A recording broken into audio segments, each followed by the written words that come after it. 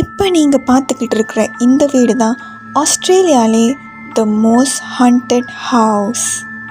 இந்த வீட்டுக்கு இப்போ 140 வயசு ஆகுது. இந்த வீடு நியூ சவுத் வேல்ஸ் ஆஸ்திரேலியாவில் தான் இருக்குது.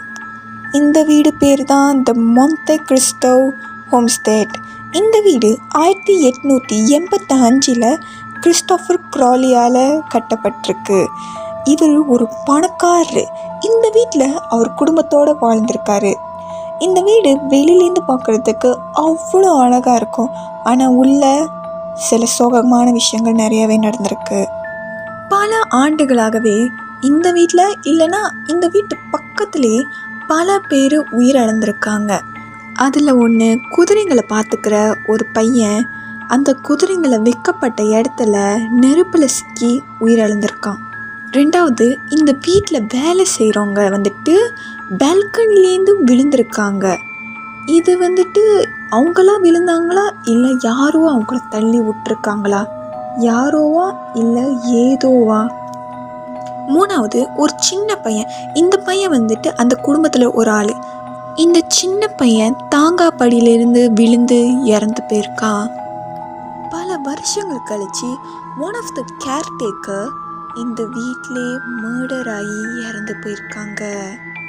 அவ்வளோ இறப்புகள் நடந்ததுக்கப்புறம் பல பேர் என்ன சொல்லியிருக்காங்கன்னா, பல பேர் இல்லை நிறைய பேர் என்ன சொல்லியிருக்காங்கன்னா, அவங்களோட கோவமும் துக்கமும் நிறைஞ்ச ஒரு வீடாயிருச்சுன்னு.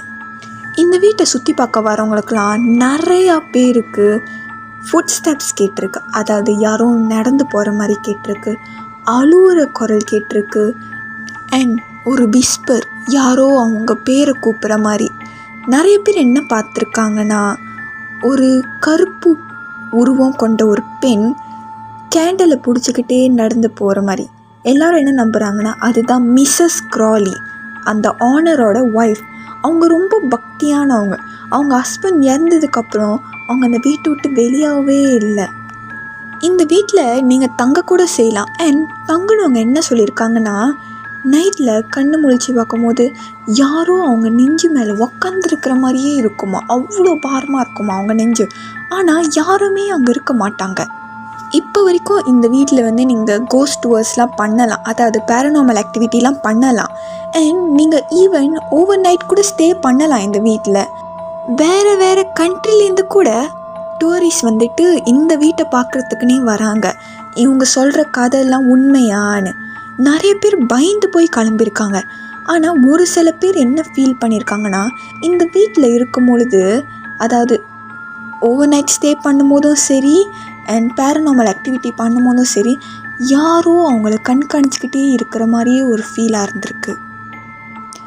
இந்த மொன்டே கிறிஸ்டோ ஹோம்ஸ்டேட், இந்த வீடு full of mystery, history and pain நிறைஞ்ச வீடாக இருக்குது. இப்போ நீங்கள் சொல்லுங்கள், நீங்கள் ஒரு நாள் இந்த வீட்டில் தங்குவீங்களா? காமெண்ட்ஸில் சொல்லுங்கள். இந்த வீடியோ பிடிச்சிருந்தா லைக் பண்ணுங்கள், ஷேர் பண்ணுங்கள் அண்ட் சேனலுக்கு சப்ஸ்கிரைப் பண்ணிடுங்க. நான் அடுத்த ஸ்டோரியோடு உங்களை மீட் பண்ணுறேன். Take care, bye bye.